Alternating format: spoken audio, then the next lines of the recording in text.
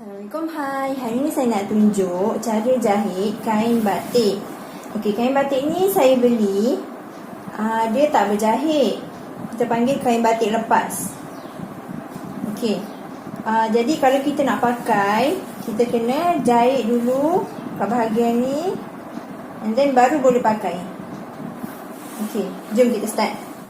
Okey, kalau kita perhatikan kat sini, bahagian tepi ni dia tak tegak tau. Dia sengit-bengit. Nampak tak? Sampai bawah.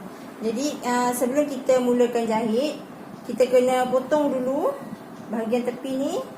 Potong, kasih tegak supaya kita lebih mudah untuk cantum. Okey.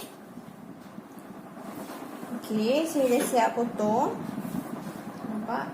Saya garis dulu, kemudian saya potong bagi dia tegak. Okay, sekarang kita boleh mulakan jahit.